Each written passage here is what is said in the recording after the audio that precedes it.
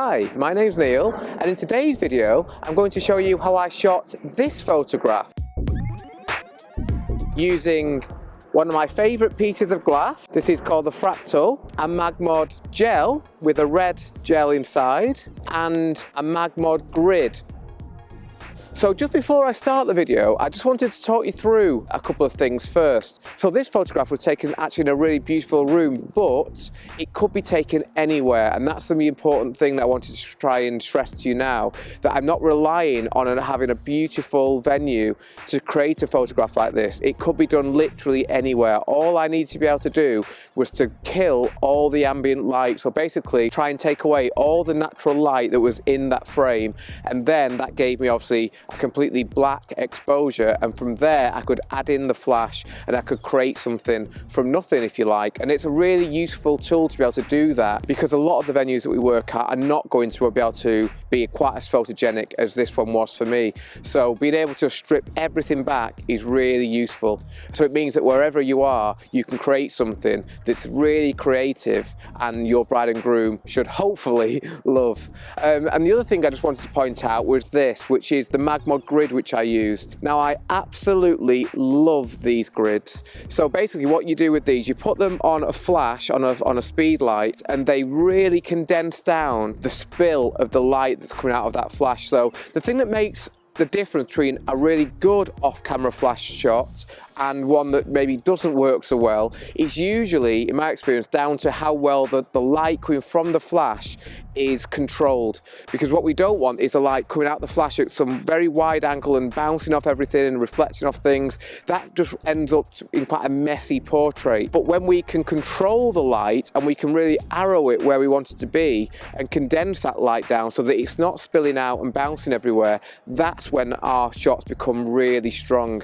And this is where the grid comes in, because as you're going to see in the video, the difference between the photograph which I took where I didn't use the grid and the shot where I did use the grid is huge. So this basically condenses the light from where it was hitting virtually the full wall to just leaving a little circle of light, and that makes such a big difference when you're using off-camera flash, because I say it's all about controlling the light and not letting it spill everywhere. And as I say, it really blows my mind how this little tiny piece of rubber can have such a dramatic effect on the look of the overall photograph. So anyway, that's enough of me. So I'm now going to pass you over to me at Eve's Hall. I hope you enjoyed the video. Thank you.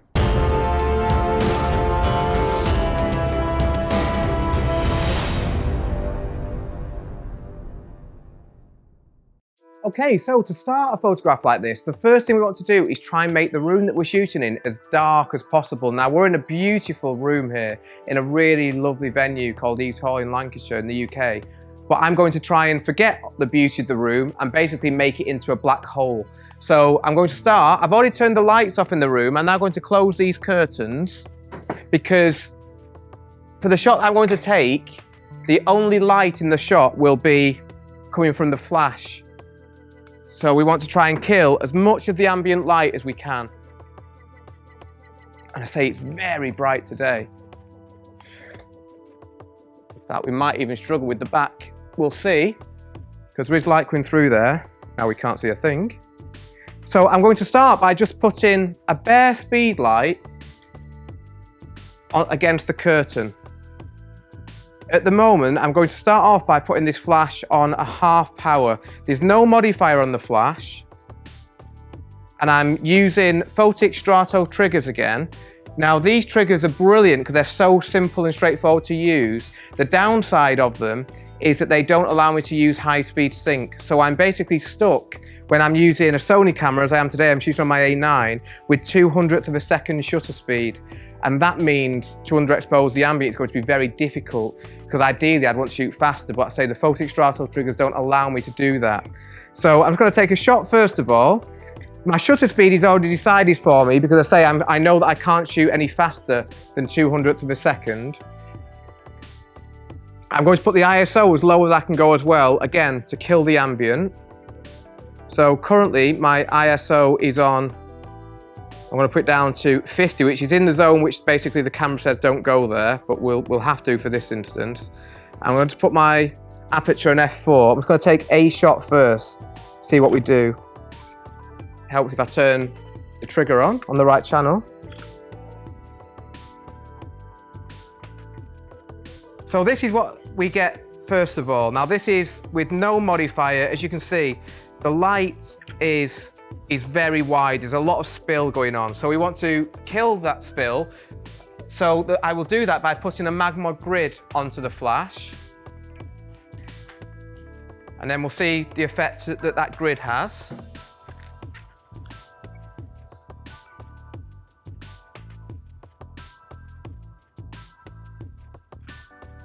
So the grid, as we can see, has had quite a big effect in terms of the spill of the light. Now we're still getting quite a bit on the sofa here, so I need to put the flash a little bit closer just to make sure that we don't get any spill down there.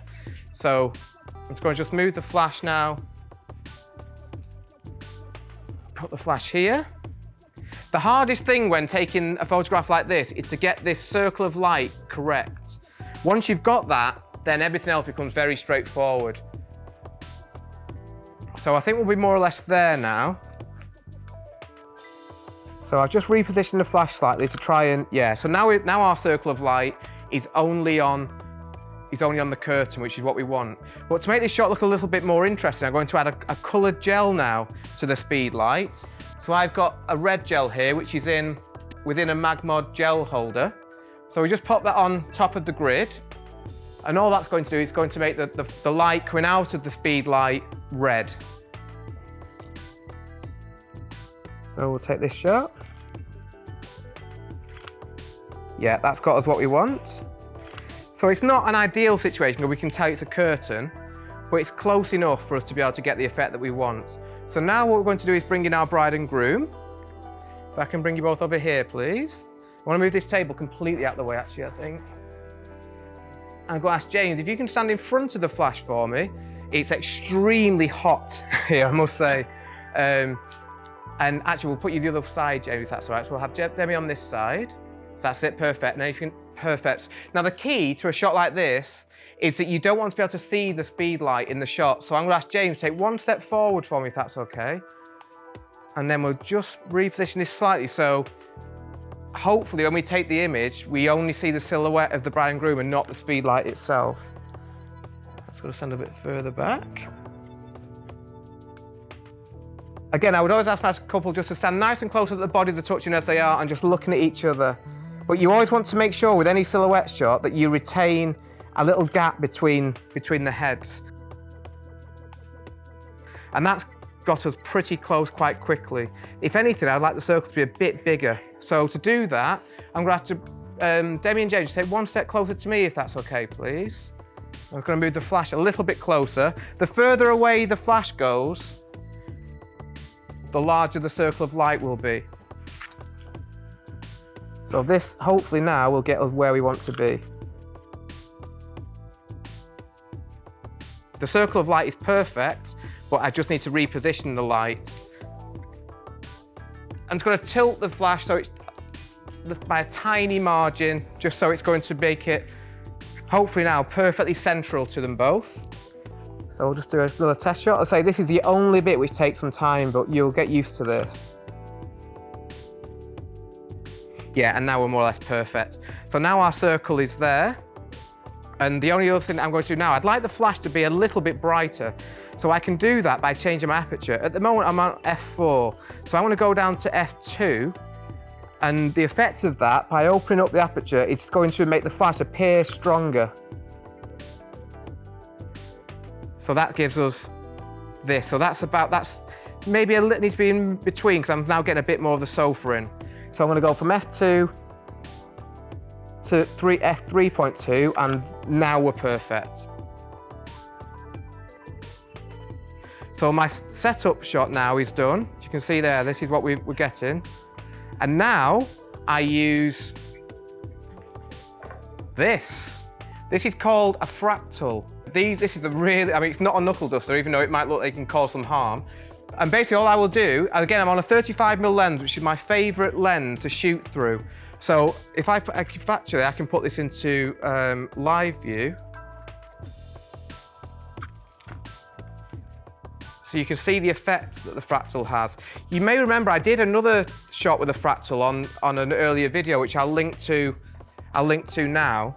But this is the effect of this one is only coming from the fractal.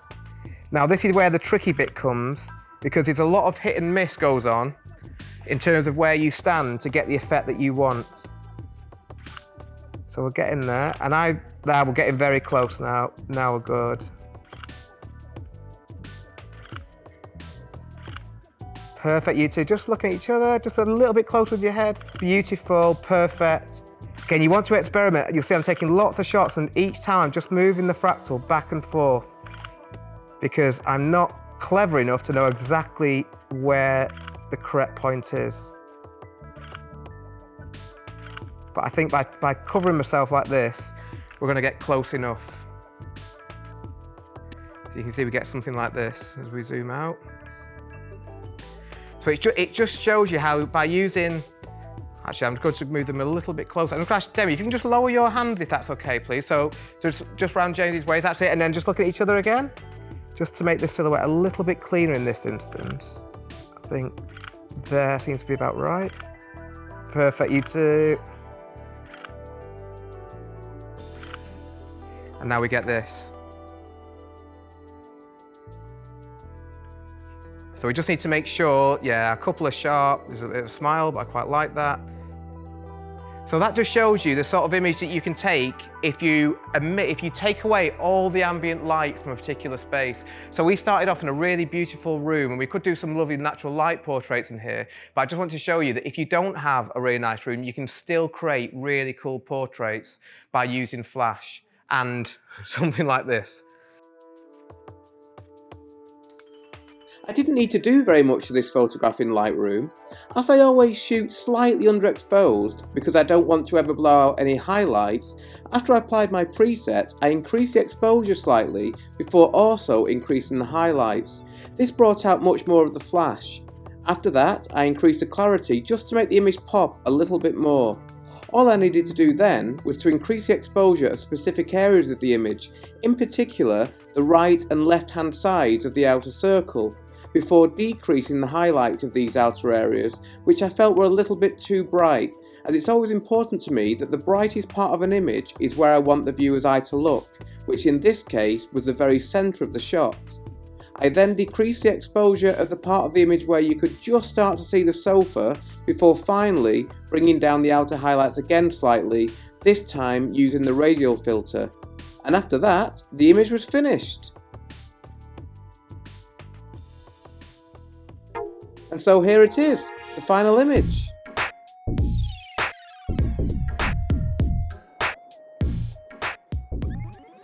So I hope you've enjoyed this video and found it useful. As always, if you have, I would really appreciate it if you could please leave a like on the video and also subscribe to my channel for more videos like this in the future.